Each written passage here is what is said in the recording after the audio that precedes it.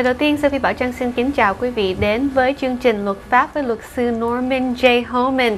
Kính thưa quý vị, luật sư Norman J. Homen đã có kinh nghiệm hơn 30 năm và trong chương trình này quý vị có thể gọi vào đài ở số phone là 714 893 3264, mà một lần nữa số phone là 714 893 3264.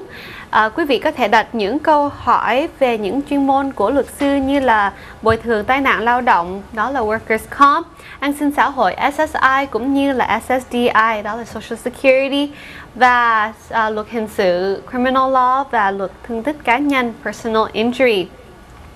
Thêm vào đó là luật sư cũng có kinh nghiệm dày dặn hơn 30 năm, và luật sư Norman J. Homen đã từng đem đến cho thân chủ kết quả đạt được bồi thường đạt mức tối đa. Và văn phòng luật sư Norman J. Homen có tọa lạc tại 2 địa điểm, đó là địa điểm ở Garden Grove, quận Cam, địa chỉ là 13252 Garden Grove Boulevard, phòng 222. Số phone là 714 930 2357. Và văn phòng ở El Monte, địa chỉ là 111 Valley Boulevard, phòng 222. Đặc biệt là luật sư Norman J. Homen có thông dịch viên biết nói tiếng Việt. Và thưa quý vị, một lần nữa quý vị có thể gọi vào đài ngay bây giờ để hỏi trực tiếp, để đặt những câu hỏi đối với luật sư Norman J. Homen. Số phone là 714 893 3264.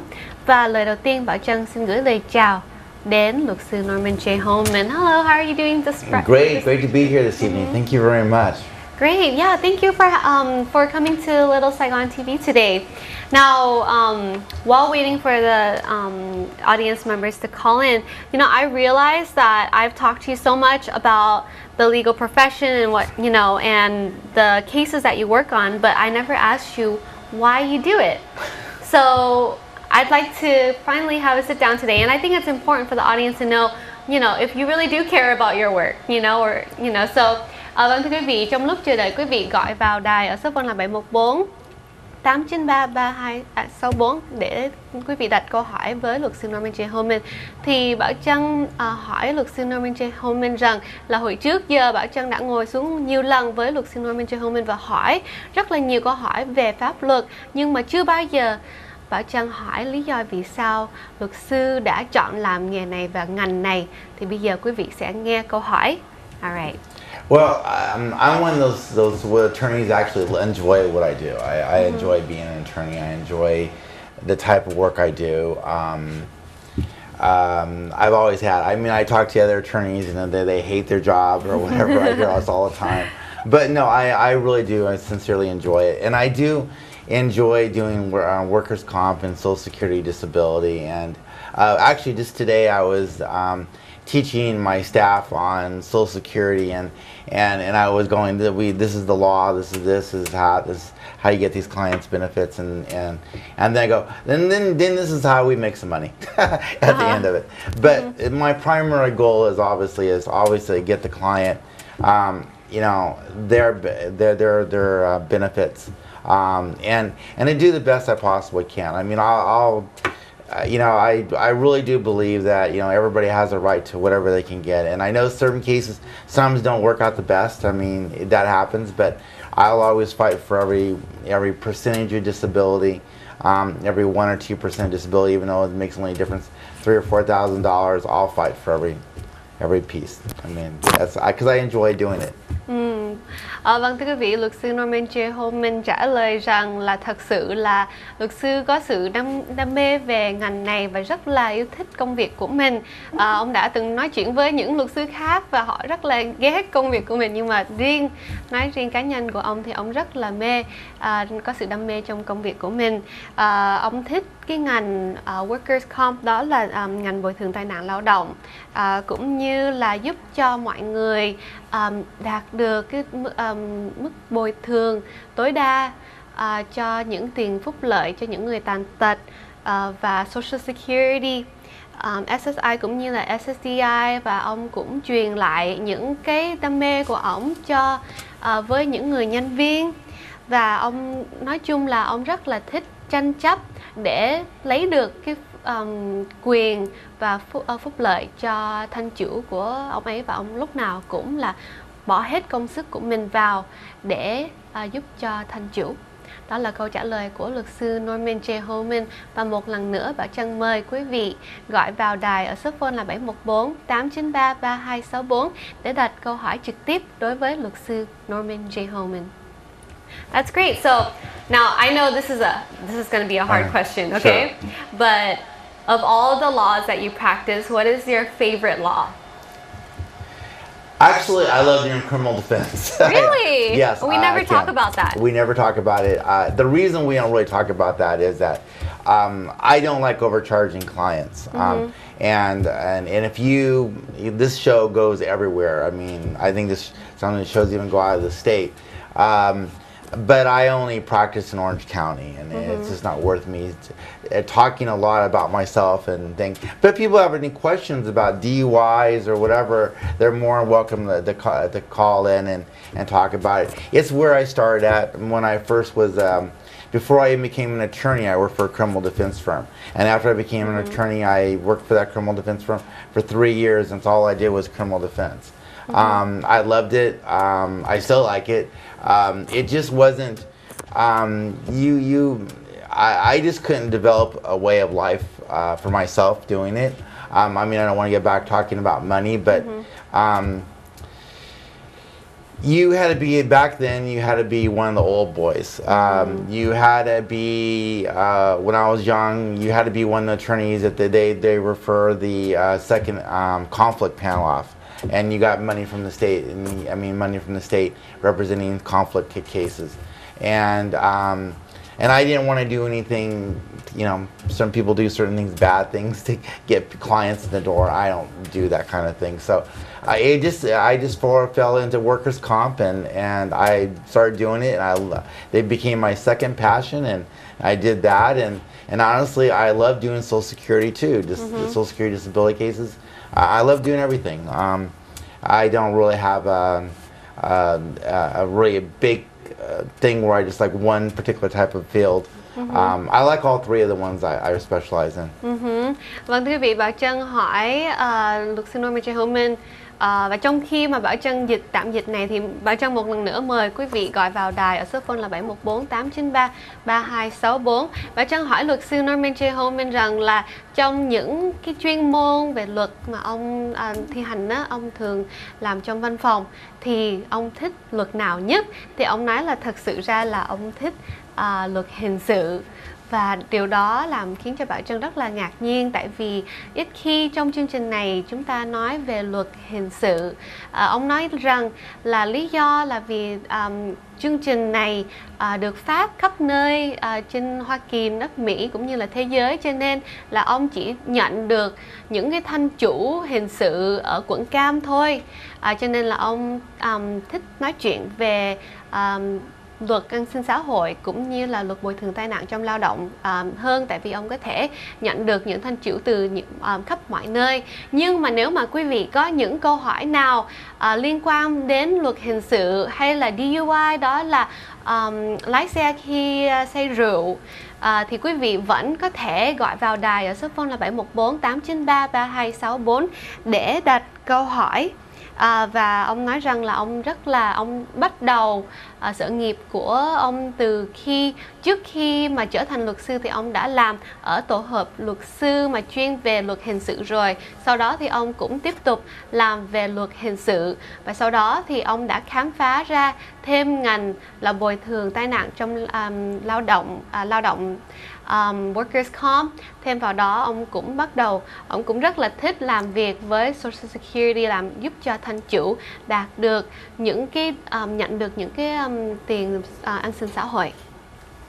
Và thưa quý vị, một lần nữa quý vị có thể gọi vào đài ở số phone là 714-893-3264. Alright, so now moving on to workers comp now. What is do you receive a lot of Vietnamese clients that talk to you about workers comp? Yeah, I do. I would say at least 30% of my practice is made up of the Vietnamese market. I have 6, well, it's a little bit down now, so I have about 4 employees right now that speak Vietnamese. and they do, you know, I try to help them out the most. You mean most people watching the show or these shows like this are older people, and I can help them the most because I do both Social Security and workers' comp, and you really do, if you're going to deal with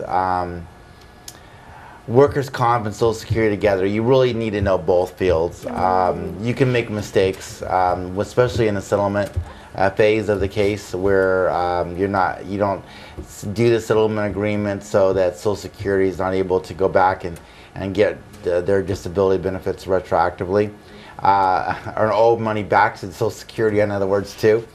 So you really have to know what you're doing, and that's why I have good expertise in that, and both fields really fit together. Vâng, thưa quý vị, bà Trân hỏi rằng là khi mà nói về luật tai nạn lao động nơi sở làm, bồi thường tai nạn lao động, thì ông có nhận được nhiều thân chủ mà người Việt Nam không? Thì ông nói là thật sự ra là 30% của những thân chủ là người Việt Nam. Và hiện tại bây giờ thì ông có 4 nhân viên biết nói tiếng Việt ở văn phòng của ông ấy, và thật sự ra là ông cũng làm việc về an sinh xã hội, và hai cái ngành này nó có liên quan đến nhau. Mình cần biết cả hai, luật về an sinh xã hội cũng như là luật bồi thường tai nạn lao động, tại vì nếu không thì sẽ làm những cái lỗi nào đó. Mình cần biết cả hai ngành luôn để cho vững chắc hơn cho quý vị. Yeah, so you know, that's, to me, I think when you say that you have like a lot of Vietnamese clients in workers' comp, I actually find that quite surprising, because I know that Vietnamese people are very reluctant and scared to report their workplace injuries. Is what I'm thinking true, or? I think everybody is a little scared to report their workers' comp injuries. I mean, a lot of people have very, very good jobs, and they don't want to, they think if they report the injury, they're going to get fired or something bad happens to them. And then I see it all the time, because usually they come into me a little late. They come into me maybe after they've been terminated, or they've already been to the second opinion doctor from the state of California, and that doctor has basically gave them a bad report, and now they're out of a job with no money.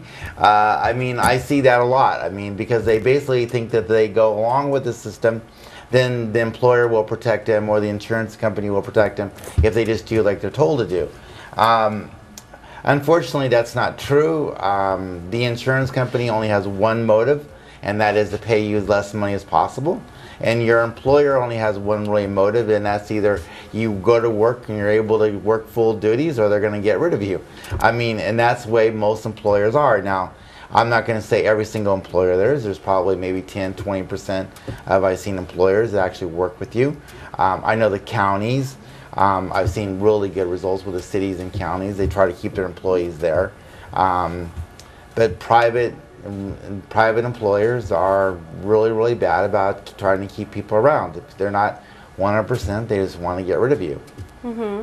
Vâng, thưa quý vị, Bảo Trân xin tạm dịch, nhưng mà trong khi đó Bảo Trân cũng mời quý vị gọi vào đài ở số phone là 714-893-3264 để đặt câu hỏi. Bảo Trân hỏi luật sư Norman J. Homen là Bảo Trân rất là ngạc nhiên khi mà luật sư nói là khoảng 30% của những thành chủ của luật sư đến để cho hỏi về luật bồi thường tai nạn lao động.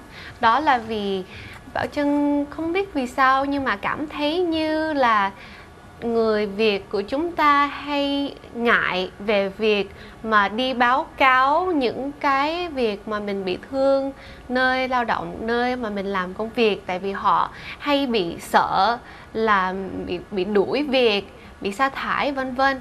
Thì luật sư Norman J. Homen nói rằng là thật sự là mọi người cũng đều sợ, và ông thấy rằng là có những người họ có những cái công việc tốt, họ sợ là nếu mà họ bị thương ở nơi sở làm mà họ có báo cáo thì sẽ bị sa thải. Và có ông biết rằng có những lúc á, là những người này mà được tiền bồi thường á, họ sẽ gặp ông ấy trễ, hoặc là sau khi mà họ bị sa thải rồi, hoặc là sau khi mà họ lại đi bác sĩ thứ hai, thứ ba để nghe thêm những cái ý kiến của bác sĩ. Và có những người thì họ nghĩ rằng là sếp của mình hoặc là công ty bảo hiểm sẽ bảo vệ cho mình và sẽ cứu giúp mình. Nhưng mà thực ra thì ông đã thấy rằng là các công ty bảo hiểm thì họ có một mục đích mà thôi, đó là bồi thường càng ít tiền càng tốt. Còn ông nói rằng đa số người sếp thì họ chỉ muốn mình làm trọn vẹn công việc của mình thôi, và nếu mà mình không làm được thì họ sẽ bỏ mình, họ sẽ sa thải mình. Cho nên ông nói rằng là cái điều rất là quan trọng là quý vị hãy nên báo cáo càng sớm càng tốt, và nhất là gặp với ông luật sư Norman J. Homen. Và một lần nữa quý vị có thể gọi vào đài ở số phone là 714-893-3264. Wow. Okay, so what about Social Security cases? Do you have a lot of Vietnamese clients for that? Yeah, I do. Basically, it's about the same percentage, I would say. Maybe even a little higher, maybe around 40%. Their Social Security, because I do have a lot of Spanish clients for workers' comp, so I would say even a higher percentage for Social Security. Và bà Trân hỏi rằng là ông có nhận nhiều thân chủ người Việt khi mà nói về các vụ mà an sinh xã hội hay không, thì ông nói là có thể nói là hơn 30%. Thì thường là cái phần mà bồi thường lao động thì ông có rất là nhiều khách từ cộng đồng Mễ. Nhưng mà khi mà nói về tiền bồi thường an sinh xã hội á, thì là có rất là nhiều đông người của người Việt Nam là thân chủ của ông. Now, so from your Vietnamese clients, and I'm asking this because I know there's a lot of Vietnamese people watching. So, what are some common mistakes that people make in any of your cases that can help prevent, problems in the future? Saying the wrong thing to Social Security. That's the most common? That's the most common thing. They say the wrong stuff. I mean, and I've mentioned in prior shows where they'll even they'll be a little skittish because they're not really good at English, and they'll have their family members, maybe their kids, talk to Social Security, and their kids don't really understand what they do for a living or how they do their job, and they'll say something to Social Security, and Social Security will take whatever your child said to them and then run with it. And then all of a sudden, 2 years down in the line, and I'm in front of a judge and with you, and and explain to the judge that what was said before wasn't true, and this is the way it is, and getting them their benefits, and sadly that's a lot of problems. So in old days, I actually told people just go file your application on your own and see what happens. I don't do that anymore, and the reason is that because I've seen too many of these type of mistakes made nowadays, and Social Security will do whatever benefits them, however it's said, that's what they'll use. I see.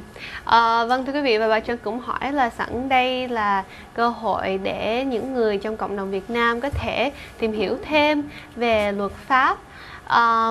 Thì bà Trân hỏi rằng là thường những thân chủ mà người Việt của ông á, thì đã làm những cái gì sai trong quá khứ mà ông có thể như là khuyên và báo trước để cho thân chủ trong tương lai của ông sẽ không có làm những cái mistake đó, những cái lỗi đó. Thì ông nói rằng, ông nói ngay là cái lỗi mà lớn nhất, nhiều nhất của thân chủ là hay nói những lời sai đối với Sở An sinh xã hội. Đây có thể là vì sự có thể về việc ngôn ngữ, về trong tiếng Anh thì không có nói hay không hiểu tiếng Anh được, cho nên là có những người thân chủ lại nhờ con cái của mình tạm thông dịch cho mình và nói chuyện với Sở An sinh xã hội. Thực ra là con gái của mình thì họ cũng không có hiểu rõ lắm về luật pháp, họ không hiểu rõ lắm về việc làm của mình, và họ không có hiểu rõ lắm về những điều mà Sở An sinh xã hội cần nghe, muốn nghe và không muốn nghe. Cho nên là có những lúc mà con của mình dịch cho mình và mình bị mất đi cái tiền bồi thường đó. Sau đó 2 năm sau, khi mà thân chủ đó đến với luật sư Norman J. Homen, thì ông phải lại đứng ở trước thẩm phán và thuyết phục với thẩm phán rằng là lời mà con của người đó nói trước đây không có đúng sự thật. Và ông phải vượt qua rất là nhiều thử thách để mới lấy được cái tiền bồi thường cho quý vị được. Cho nên là nếu được thì từ đầu quý vị có thể mướn luật sư ngay để cho không có bị cái trục trặc những cái sai làm trong cái giấy tờ của mình. Hồi xưa ông cũng nói rằng là quý vị đăng ký ghi danh cho Sở An sinh xã hội tiền bồi thường rất là dễ, quý vị có thể ngồi ở nhà tự làm được. Nhưng mà thôi, bây giờ ông nói rằng là ông đã thấy rất là nhiều thân chủ làm giấy tờ thì có những cái lỗi hay là làm không đúng, và bị mất đi rất là nhiều cơ hội để mình có tiền phúc lợi của chính phủ. Wow, I see. Okay, so can you give us an example of a workplace injury that a lot of people in the Vietnamese community report? Okay, it's hard to say, but I would say the most common injuries for everyone are either back cases, people that hurt their back, or and second probably would be carpal tunnel. Repetitive injuries to the wrist. I would say those are the most common injuries. The back cases, people do a lot of lifting, a lot of heavy work, or sometimes it's a specific injury where they fall down or they lift something really heavy at one time and they'll hurt their back. Vâng, thưa quý vị, bà Trân hỏi rằng là thường người Việt hay đến và báo cáo những vụ gì mà liên quan đến luật bồi thường tai nạn lao động, Workers' Comp, thì ông trả lời rằng là có rất là nhiều người thường báo cáo những vụ mà đau lưng và đau khớp xương tay. Thì về cái vụ đau lưng thì có thể là họ phải nhấc đồ rất là nặng lâu dài, hoặc là họ bị té, hay là họ bị khiêng một cái gì nặng quá và bị chật lưng hay gì đó. Thì đó là những cái vụ mà ông thường gặp. So my question is, how do people prove it? Like, because if they have an injury, a back injury that stemmed from lifting something heavy one time, then that would be really easy to prove. But what about someone who lifts something not that heavy, but they have to do it every day for long amounts of time, or for example, even carpal tunnel, like you mentioned? How do they prove like those kind of injuries? Because then the employer can say, you got that at home, or how do you didn't get that here. That's true. That's a very, very good question. Back injuries, it really just depends on what you said, what they call the mechanism injury. What type of work did you do? Did you do work that can give you back problems if you do it repetitively or for a long periods of time? Maybe you're only lifting 15, 20 pounds a day, maybe only 3 or 4 times during the day. Most doctors are pretty liberal with this. I mean, you always go into what they call a state QME on these cases, which is a randomly selected doctor from the state of California. And sometimes we get bad doctors, the doctors that basically don't, it doesn't matter if you lift 60 pounds a day, and they don't say it's industrial related. But the law basically says, as long as it's at least some type of contribution to your problems from your employment, that and then the workers' compensation law applies. So you know, it's not that hard really. You want to explain that, and I'll go into carpal tunnel. Dạ vâng, thưa quý vị, bà Trân hỏi rằng là những cái thương tích của mình mà liên quan đến lưng hay là khớp xương tay vân vân, thì những vụ mà mình bị thương liền đó, như là mình nhấc một cái gì nặng quá một lần và mình bị đau lưng liền, thì đó là mình dễ chứng tỏ với lại thẩm phán rồi. Nhưng mà nếu mà người đó lại làm việc mà lâu ngày, mỗi ngày thì không có phải nhấc những cái gì mà nó nặng quá, nó chỉ vừa vừa thôi, nhưng mà mình làm lâu ngày và bắt đầu dần dần cái lưng của mình nó bị yếu đi á, thì cách nào mà mình có thể có bằng chứng cho thẩm phán được để có tiền bồi thường? Có những lúc là sếp của mình, công ty của mình có thể nói là quý vị đâu có bị cái đó ở nơi sở làm đâu, cái đó là có thể là quý vị ở nhà làm gì đó, nhấc đồ ở nhà hay vân vân. Thì cách nào mà mình có thể bày tỏ được? Thì ông luật sư nói rằng là thì thường á, những bác sĩ á, thì họ sẽ khám và họ sẽ coi kỹ, và có một cái luật nói là as long as some type of contribution, là nếu mà có một cái sự lý do mà nó liên quan một chút xíu thôi á, cũng là có ảnh hưởng đến cái lương của mình thì cũng là chấp nhận được. Alright, so really quickly, we only have 1 minute left. Can you talk about the carpal tunnel? Oh, carpal tunnel is kind of easy because unless carpal tunnel is usually industrial related, unless it's if the client has diabetes or maybe pregnant. Pregnancy does bring on the carpal tunnel because it causes a lot of swelling in the joints. But that's actually the easiest one. Ok, và ông nói là cái việc mà đau khớp xương tay, cổ tay, đó là carpal tunnel, thì liên quan đến nơi sở làm của mình, và có những tùy theo cái công việc, hoặc là nếu mà quý vị có bị bệnh tiểu đường hay là đang mang thai thì có thể mang đến cái việc mà carpal tunnel. Thì ông nói là ông đã có rất là nhiều vụ liên quan đến carpal tunnel và ông có thể xử lý rất là dễ dàng. Và vâng, thưa quý vị, đó là chương trình luật pháp với luật sư Norman J. Homen. Rất tiếc là hôm nay thời gian đã có hạn, cho nên là không có còn nhận được những cú điện thoại của quý vị. Nhưng mà nếu mà quý vị có những câu hỏi cho luật sư Norman J. Homen, quý vị có thể gọi trực tiếp ở văn phòng của luật sư Norman J. Homen. Số phone là 714-930-2357. Một lần nữa, số phone là 714-930-2357. Xin kính chào quý vị và xin cảm ơn luật sư Norman J. Homen. Thank you so much. Thank you. See you guys next month.